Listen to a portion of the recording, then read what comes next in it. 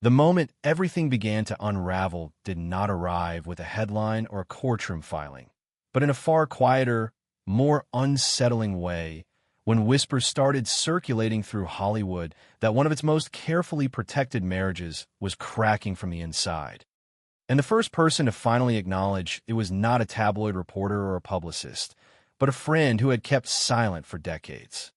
For nearly 20 years, Nicole Kidman and Keith Urban had been presented as a rare exception in an industry built on short-lived romances, a couple who survived fame, addiction, distance, and relentless public scrutiny while continuing to speak about each other with devotion that seemed almost defiant. Their love story had been sold as proof that something pure could still exist under the blinding lights, that loyalty could endure where so many others had collapsed. Then Russell Crowe spoke, and the illusion shifted. His words did not explode outward with scandalous flair, yet they carried a quiet authority that made them impossible to ignore, because he was not an outsider guessing from headlines, but someone who had been present long before the cameras ever mattered. Long before red carpets and award shows, he had known Nicole as a driven young woman chasing opportunity in Australia, navigating ambition, rejection, and sacrifice with a resolve that few ever truly understood. When he finally broke his silence, it felt less like gossip and more like the slow opening of a door that had been locked for years, revealing a truth that had been hidden not out of shame, but out of loyalty. The shock was not simply that the marriage had ended, but that the ending carried so much quiet intention, so little spectacle, and such a decisive sense of control that it forced people to question everything they thought they had been watching. The public had seen Keith on stage, pouring his heart out, praising Nicole with emotional speeches that brought audiences to tears, while Nicole herself appeared composed, distant, almost unreadable, her expression calm even as rumors swirled. To many, that calm looked cold. To Russell, it looked like someone who had reached the end of her endurance. What made his account so unsettling was not the suggestion of betrayal alone, but the way it reframed years of public moments that had once seemed reassuring. The longer tours, the missed milestones, the increasing physical distance that had been explained away as the cost of success suddenly took on a different weight. Behind the scenes, according to those close enough to see it, the marriage had been slowly hollowed out by absence and silence, by unanswered questions and habits that no longer aligned with the promises that once held them together. The tragedy, if it could be called that, was not sudden. It was incremental, built from small fractures that accumulated until even loyalty could no longer bridge the gap.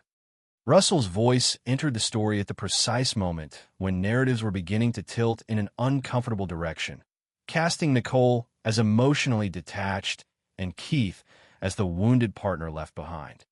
That was the version he could not allow to stand, because he had witnessed a different reality, one defined not by indifference, but by patience, by someone who had already fought one battle for her marriage and understood exactly what it cost to fight another. In his telling, the heartbreak was not rooted in anger, but in exhaustion, in the realization that love alone could not repair what secrecy and distance had eroded. The atmosphere surrounding their separation felt eerie in its restraint, lacking the usual chaos of high-profile breakups, and that restraint itself became a statement. There were no public accusations, no emotional interviews, no dramatic performances of pain. Instead, there was silence, decisive and controlled, signaling that whatever had happened had crossed a boundary that could not be negotiated back into place. As the entertainment world reeled from the implications, one truth became clear almost immediately. This was not a story about a marriage that faded, but about a woman who recognized the moment when staying would cost her more than leaving. Russell Crowe's words did not seek to humiliate or sensationalize, but to contextualize, to remind people that strength does not always announce itself loudly, and that sometimes the most devastating chapters are written without spectacle. The sense of unease that followed his remarks did not come from explicit details, but from the weight of what was implied, a realization that the love so many admired had been tested beyond repair long before anyone was ready to see it, and that the calm ending was not an absence of feeling, but the final act of someone who had already grieved in private. Long before the world learned to associate her name with red carpets, prestige films, and carefully guarded privacy, Nicole Kidman was shaped by a quieter set of pressures that never truly left her, even at the height of fame. She grew up between cultures, carrying the emotional discipline of an Australian upbringing mixed with an early awareness that nothing in life was guaranteed. That sense of impermanence followed her into the entertainment industry, where success was never promised and vulnerability was often punished. From the beginning, she learned to survive by maintaining composure, by keeping her emotional core protected while presenting resilience to the outside world. Those closest to her noticed it early: the way she listened more than she spoke, the way she observed people before trusting them, and how loyalty, once given, was rarely withdrawn easily. It was during those formative years, before Hollywood had fully claimed her, that she formed one of the most enduring relationships of her life with Russell Crowe. Their bond was not built on glamour or convenience, but on shared struggle, professional rejection, and the unspoken understanding that ambition could be both fuel and burden. They were peers in an industry that demanded emotional armor, and that shared reality forged a trust that outlasted trends, marriages, and media cycles. As Nicole's career accelerated internationally, she entered a marriage that placed her personal life under an unforgiving microscope, forcing her to learn how to smile through fractures that the public would only recognize years later. When that chapter ended, the world saw collapse, but those who knew her saw something else entirely: a woman quietly recalibrating her boundaries after giving more than she should have. That experience left marks that did not fade, shaping how she approached love afterward, not with cynicism, but with caution sharpened by experience. When she later met Keith Urban, it felt, at least initially, like a different kind of story, one rooted in sheer vulnerability rather than image. Keith was open about his struggles, his flaws visible in a way that felt honest rather than curated. And for Nicole, that honesty resonated deeply. She was not drawn to perfection, but to sincerity, to the idea that love could exist alongside brokenness if both people were willing to confront it. Their early connection unfolded away from spectacle, built through small moments and private understanding, which only reinforced her belief that this relationship could withstand what others could not. Those around her saw how fiercely she committed once again, how she adjusted her career rhythms, protected their private space, and absorbed the emotional weight that came with supporting someone fighting personal demons. To the outside world, the narrative became one of triumph: love conquering addiction, stability emerging from chaos, and a marriage that symbolized endurance. But beneath that narrative lived a more complex reality, one shaped by the same discipline and self-control that had guided Nicole since her youth. She did not romanticize sacrifice, yet she accepted it as part of loving fully, believing that presence and patience could create lasting change. Russell, watching from close proximity, understood the cost of that commitment better than most, recognizing patterns that echoed earlier chapters of her life, moments when she once again chose to hold a fragile structure together rather than walk away at the first sign of strain. As years passed, the demands of their respective careers intensified, pulling them into separate orbits that tested even the strongest emotional foundations.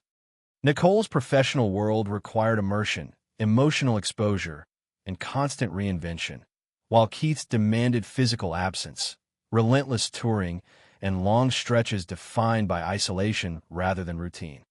The distance was not merely geographic, it was experiential, creating two parallel lives that intersected less frequently than they once had. Those closest to Nicole noticed subtle changes, not dramatic breakdowns, but a growing quietness, a heaviness that settled behind her eyes when conversations drifted toward logistics rather than connection. She remained composed, efficient, and professional, yet the emotional labor she carried became increasingly invisible to everyone except those who knew how to look for it. This was not a woman unaware of her circumstances, nor one blindsided by hardship, but someone acutely conscious of the fragility of what she was trying to preserve. Her past had taught her that love could disappear suddenly, but it had also taught her that leaving too soon could haunt you just as deeply. That internal conflict defined much of her private life, the constant calculation between endurance and self-preservation. Russell saw this tension clearly, recognizing that Nicole was navigating a familiar crossroads, one she had faced before under different circumstances, and he understood why she hesitated to name it out loud. For someone whose entire career depended on emotional expression, her personal pain was handled with extraordinary restraint. She had learned early that once a story becomes public, it no longer belongs to you, and she was determined not to surrender control of her narrative again.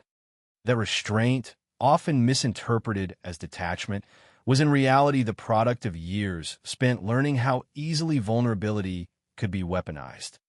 By the time cracks began forming that could no longer be ignored, Nicole was not reacting impulsively, but responding from a place shaped by decades of experience, memory, and hard-earned clarity. The foundations of the story that would later shock Hollywood were not built in a single moment, but layered slowly over time, rooted in childhood discipline, early professional bonds, past heartbreak, and an unwavering belief in loyalty that refused to dissolve quietly. What finally pushed everything into the open was not a single explosive discovery, but a sequence of moments that slowly stripped away the comfort of denial, leaving only clarity behind. By this point, the distance that had once been explained as a temporary sacrifice for career had begun to feel permanent, and the emotional rhythm of the marriage no longer moved in sync. From the outside, nothing appeared dramatically wrong, yet those closest to Nicole could sense a shift, a subtle withdrawal that revealed itself in small, telling details rather than public conflict. Conversations became shorter, updates from the road less specific, and the sense of shared daily life that once grounded their relationship started to erode. Touring had always been demanding, but now it carried a different weight, not just separation, but emotional absence. Nicole noticed patterns long before she acknowledged them. The way certain explanations no longer aligned, the way reassurances felt rehearsed rather than spontaneous. She did not confront immediately, because she had learned that intuition needs confirmation before it becomes accusation. Instead, she watched, listened, and quietly measured inconsistencies, all while maintaining the public image of stability expected of her. It was during this period that her performances took on a sharper edge, scenes of grief and betrayal resonating with an authenticity that unsettled even seasoned colleagues. Those on set observed how her emotional intensity lingered long after the cameras stopped rolling, as if the line between character and personal life had thinned. Meanwhile, Keith's public declarations of devotion grew louder, more emphatic, framed as gratitude and admiration, but increasingly misaligned with what Nicole was experiencing privately.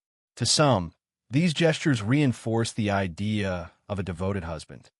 To others, including Russell Crowe, they felt performative, almost compensatory, as though something unseen required constant reinforcement. Russell had witnessed enough relationships unravel to recognize this pattern, where affirmation becomes spectacle rather than intimacy, and he sensed that the marriage was entering a dangerous phase where appearances mattered more than truth. The tension reached a breaking point through a series of discoveries that could no longer be rationalized away. Nicole began to notice guarded behavior that felt foreign to a relationship built on openness, small acts of secrecy that carried disproportionate significance because of their contrast with the trust she believed they shared. There were explanations that arrived too late, stories that changed slightly when repeated, and emotional reactions that seemed defensive rather than reassuring. She did not rush to judgment, but each fragment added weight to an internal reckoning she could no longer postpone. When she finally found messages that confirmed her fears, the realization did not come with shock so much as a devastating sense of recognition. This was not the first time doubt had crossed her mind, but it was the first time doubt had transformed into evidence. The timing made it even more unbearable. She was already emotionally exhausted, immersed in demanding work that required vulnerability, while her personal life demanded restraint. The contrast was brutal, forcing her to compartmentalize pain in order to function, a skill she had perfected but never wanted to use this way again. In the quiet aftermath of that discovery, she turned not to public outrage or confrontation, but to Russell, the one person who had seen every version of her life without needing explanation. To him, she did not dramatize or exaggerate. She spoke plainly, laying out what she had seen, what no longer made sense, and what she feared acknowledging. Russell understood immediately that this was not about suspicion alone, but about broken trust that had been tested too many times. He also understood why she hesitated to act impulsively, because walking away would not just end a marriage, it would dismantle an identity she had fought to build around loyalty and perseverance. The confrontation that followed was not theatrical. It unfolded in the stark intimacy of private space, fueled not by raised voices, but by accumulated disappointment.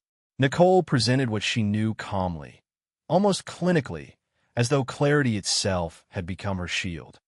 There were no ultimatums delivered in anger, only boundaries articulated with precision. She made it clear that survival of the marriage would require transparency and tangible change, not promises shaped for reassurance.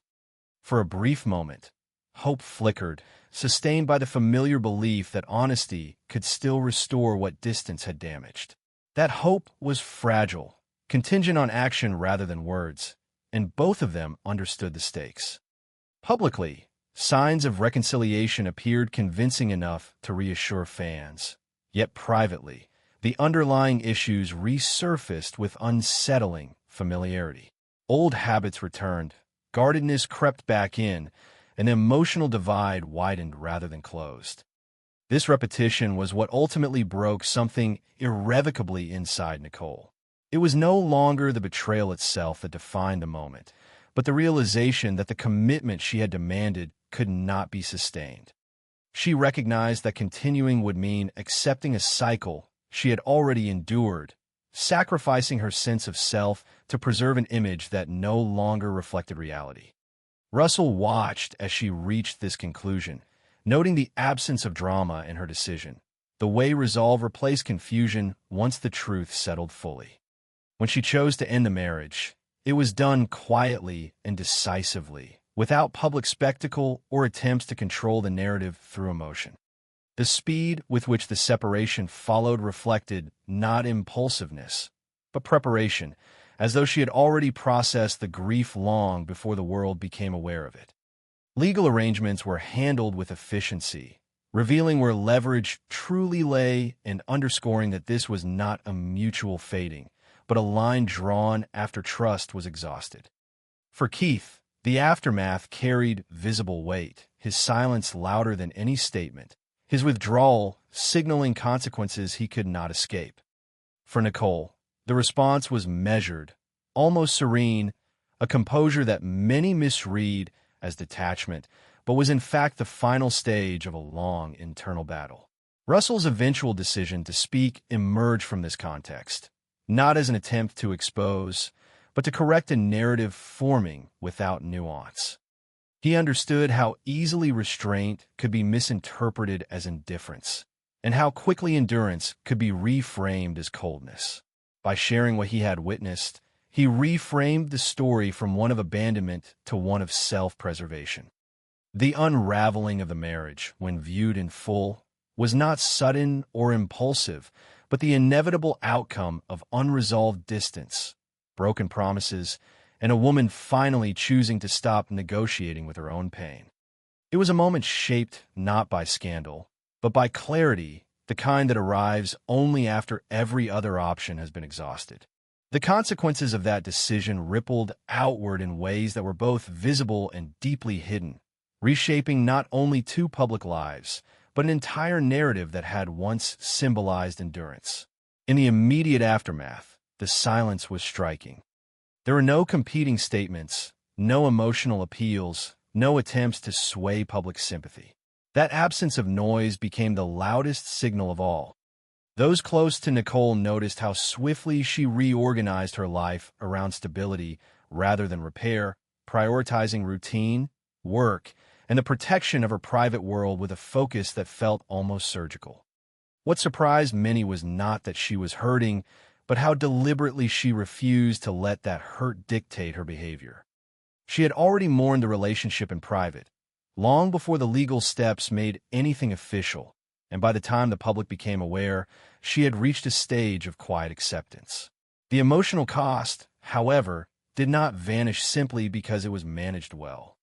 Friends described a period of profound withdrawal, not from people, but from expectation, as if she was reclaiming space that had been slowly consumed by compromise. On set, her professionalism remained unchanged, yet her performances carried a gravity that audiences could feel without understanding its source. Scenes of loss, restraint, and resolve resonated differently, as though lived experience had deepened her ability to inhabit those emotions without exaggeration. Industry peers remarked on a new stillness about her, a sense of composure that was neither defensive nor performative, but rooted in clarity. Meanwhile, the fallout for Keith manifested in ways that contrasted sharply with the public image he had maintained for years. His absence from events, canceled appearances, and reluctance to engage with media suggested a reckoning that could not be managed through charm or explanation. Those around him described frustration layered with regret, a recognition that silence was now a necessity rather than a choice. The dynamic had shifted, and with it, the balance of power that so often defines how these stories unfold. The legal arrangements that followed underscored that shift with stark efficiency. Custody terms and financial decisions were finalized without prolonged dispute, revealing how thoroughly the matter had already been settled emotionally. There was no prolonged negotiation because the outcome had been determined the moment trust collapsed beyond recovery. For Nicole, this was not about punishment or revenge, but about containment, ensuring that the end of the marriage did not metastasize into ongoing conflict that would touch her children or her sense of peace. That restraint required discipline, the same discipline that had guided her through earlier chapters of her life, and it carried its own quiet toll. The public response oscillated between confusion and admiration, as fans struggled to reconcile the image they had been given with the reality that emerged.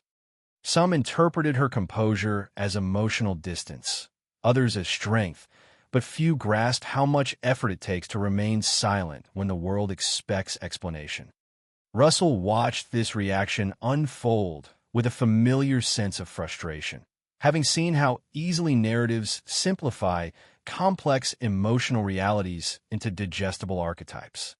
He recognized that Nicole's refusal to participate in the spectacle was itself an act of self-preservation, a boundary drawn not just against her former marriage, but against an industry that thrives on access. The long-term consequences extended beyond perception into legacy.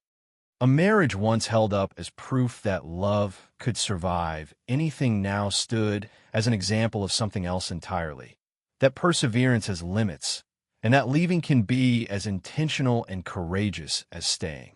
For Nicole, the end marked a recalibration rather than a collapse. She did not retreat from her career or her public responsibilities, but she redefined how much of herself she was willing to give away. That recalibration was subtle, reflected in choices rather than statements, in the projects she selected, the way she spoke, and the boundaries she maintained. Those who knew her well observed a renewed sense of agency, not the brittle control of someone afraid to be hurt again, but the grounded assurance of someone who understands her own threshold. The impact on those around her was equally significant. Friends and collaborators adjusted their expectations, recognizing that her silence was not an invitation to speculate, but a signal to respect limits that had been earned through loss. In contrast, Keith's world narrowed temporarily, his usual openness replaced by caution, as though the consequences of his actions had finally demanded attention without distraction. This divergence in their post-marriage trajectories highlighted the asymmetry of how each processed the aftermath. One moved forward through containment and focus, the other through retreat and reflection. Russell's role in this phase remained peripheral yet consequential.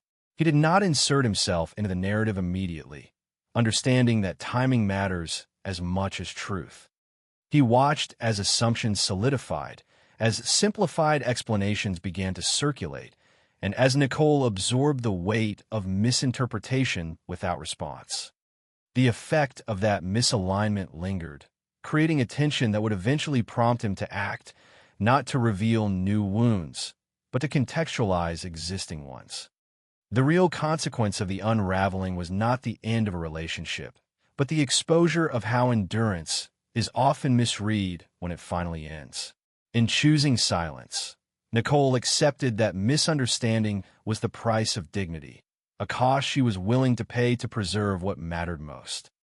The aftermath, stripped of spectacle, revealed a different kind of resilience, one that does not announce itself loudly, but reshapes life through deliberate, disciplined choice. What remained hidden from public view during this period were the quieter moments that never reached headlines, the private reckonings that unfolded away from cameras and court documents, where the true weight of the separation was carried. In the months following the split, Nicole's daily life was marked by routines that appeared ordinary on the surface, but carried deep emotional intention beneath them. She became meticulous about time, carving out mornings that belonged solely to her children, evenings that were deliberately unfilled, and spaces where silence was not something to escape, but something to inhabit.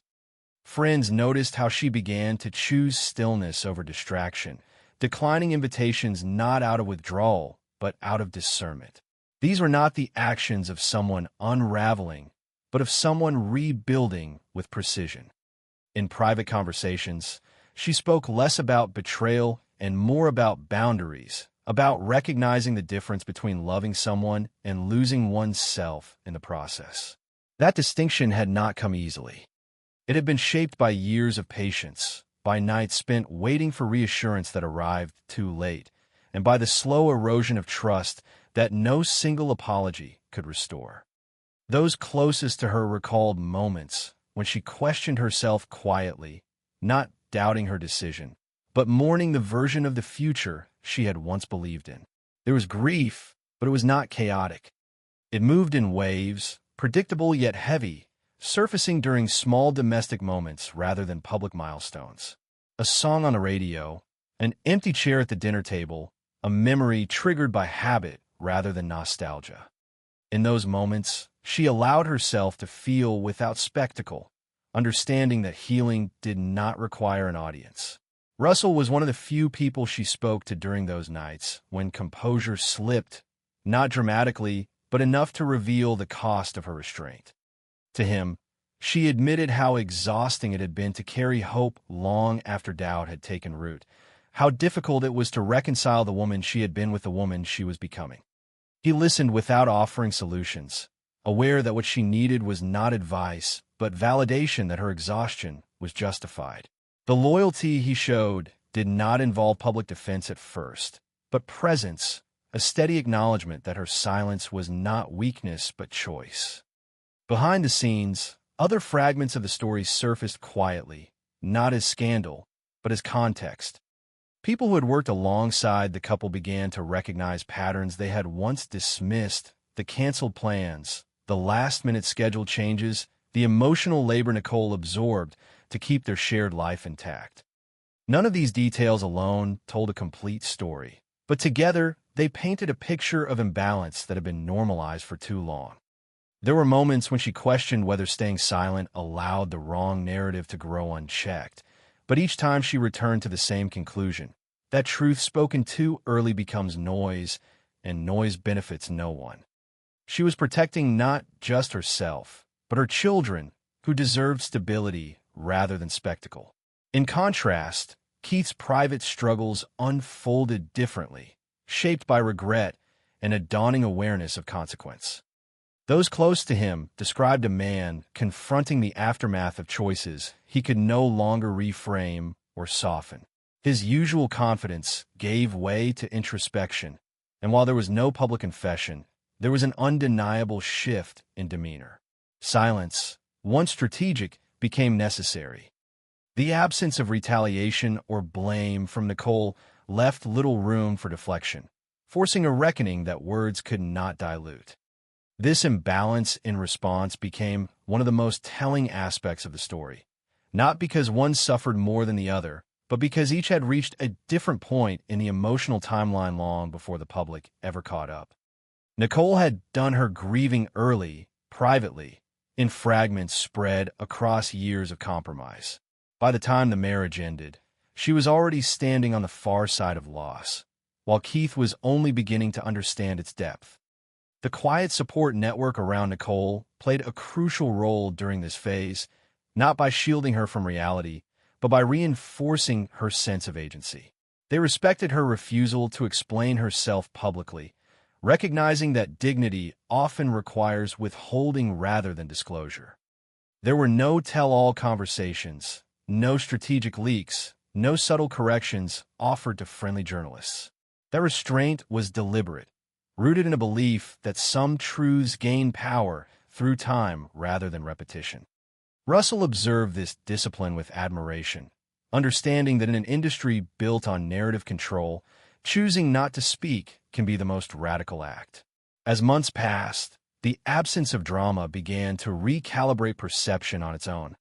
Audiences noticed how Nicole carried herself, how she returned to work with focus rather than defiance, how her performances reflected depth without bitterness. Slowly, the narrative shifted, not because it was corrected directly, but because it no longer aligned with the woman people were watching. The quiet stories, once hidden, began to resonate through implication rather than exposure. They revealed a pattern of strength that did not rely on vindication, a commitment to self-respect that asked for no validation.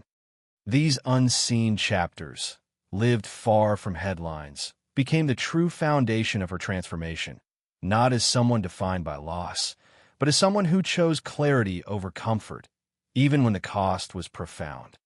In that silence, the most important truths took shape, not shouted, not defended, but simply lived. As time created distance from the collapse of the marriage, what remained was not scandal, but meaning, a quieter reckoning that reshaped how the story was understood. For Nicole, the end did not erase the years that came before it, nor did it reduce her life to a single rupture. Instead, it reframed everything that had preceded it, revealing patterns of endurance that had long been mistaken for ease. Her legacy, viewed through this lens, was never about perfection or romantic triumph, but about the discipline required to keep choosing integrity when compromise becomes self-erasure. Those who had followed her career closely began to recognize that this was not a departure from who she had always been, but a return to her core, the same resolve that carried her through early uncertainty, public heartbreak, and relentless scrutiny without surrendering her sense of self. The marriage, once held up as proof of emotional victory, became part of a larger narrative about limits, about the point at which love demands too much and courage requires release rather than persistence. This shift in understanding did not come from statements or interviews, but from observation, from watching how she moved forward without spectacle, how she refused to let bitterness define her next chapter. In doing so, she offered a different model of strength, one that does not seek vindication, but clarity. Her work reflected this evolution subtly, yet unmistakably. Performances carried restraint rather than rage, depth rather than dramatization, as though she had learned that pain does not need amplification to be felt. Audiences responded to this shift instinctively, sensing an authenticity that could not be manufactured.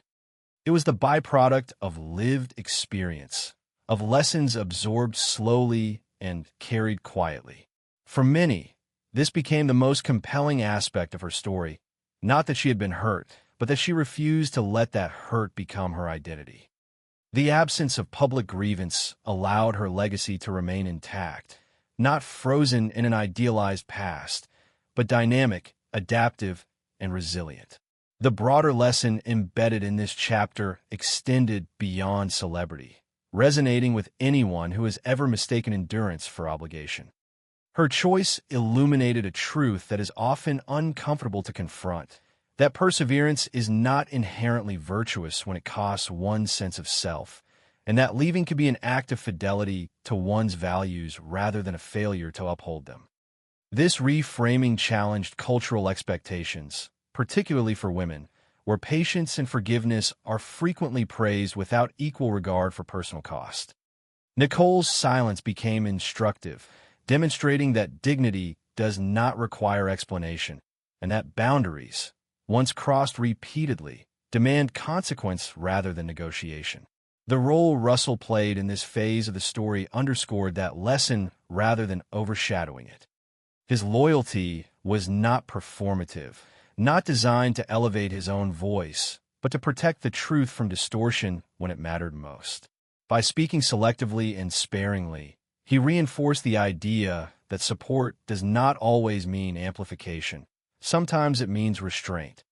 His intervention did not redefine her narrative. It simply prevented it from being mischaracterized beyond recognition.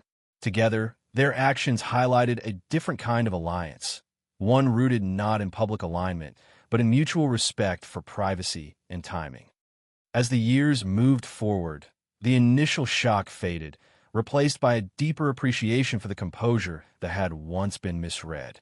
The marriage that ended no longer defined the woman who emerged from it. Instead, it became one chapter among many, significant not for its collapse, but for what it revealed about strength, self-respect, and the courage to end what no longer aligns with one's truth. In an industry that thrives on spectacle, this refusal to perform pain became part of her enduring impact. She demonstrated that healing does not need a narrative arc visible to others, that growth can occur quietly, without apology or explanation. Her legacy, shaped by both triumph and loss, now rests on something more durable than romantic idealism.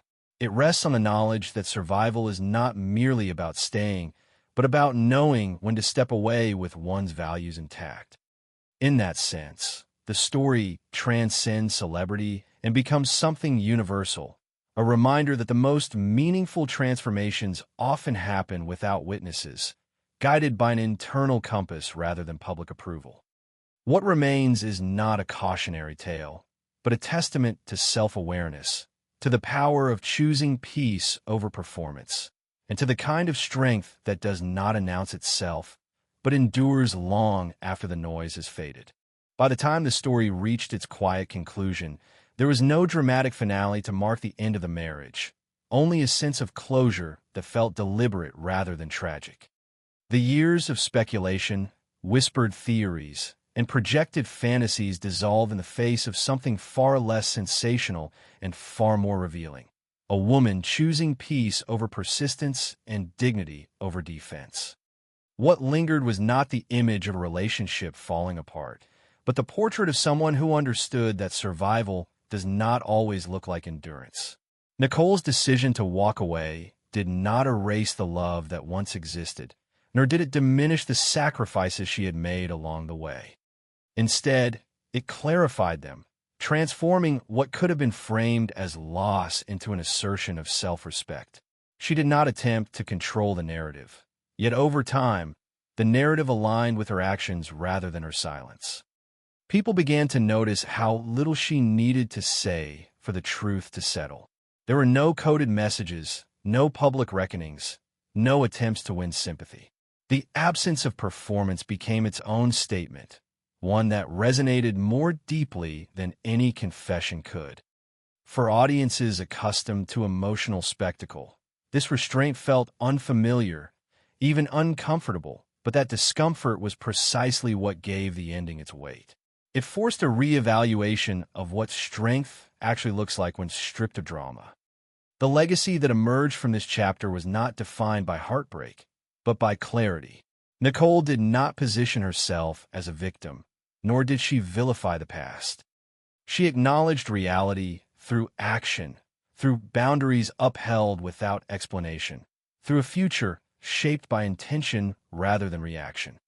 Her continued focus on her work, her children, and her inner equilibrium reinforced a message that required no translation, that healing does not demand validation, and that closure does not require consensus. The world watched as she carried herself forward with a calm that no longer needed interpretation. Meanwhile, the silence surrounding the end of the marriage spoke volumes about accountability. There was no public counter-narrative, no attempt to reframe the story in more favorable terms. That quiet acceptance underscored where the truth lay more effectively than any rebuttal could have. Russell's role in the final arc of this story remained consistent with everything that came before it. He did not linger in the spotlight, nor did he continue to elaborate once his point had been made. His intervention achieved its purpose, not by escalating the conversation, but by grounding it. He stepped back once balance was restored, allowing the story to conclude without further intrusion. In doing so, he modeled a rare form of loyalty, one that prioritizes timing, proportion, and respect over visibility. The closing impression left behind was not one of devastation, but of resolution. This was not a fairy tale undone, but a reality accepted with composure. It reframed the entire journey, reminding viewers that love stories do not lose their meaning simply because they end. Sometimes their meaning is revealed only in the ending, in a way the final chapter is written without bitterness or regret. Nicole's story resonated precisely because it resisted the urge to teach a lesson overtly. Instead, it offered something more subtle, an example of how to leave with grace, how to choose oneself without spectacle, and how to allow truth to emerge organically. In an era obsessed with confession and exposure, her restraint became radical. She demonstrated that not every wound needs to be displayed to be acknowledged, and that silence, when chosen intentionally, can be a form of power rather than avoidance. The narrative that once seemed wild settled into something far more enduring, a reflection on self-awareness, on the limits of sacrifice, and on the courage it takes to end what no longer aligns with who you are. As the noise faded, what remained was a quiet clarity that needed no defense. If this story resonated with you, take a moment to share your thoughts. Reflect on what strength means in moments of ending, and consider how often the most powerful choices are made without applause. Do you want me to continue or make any adjustments?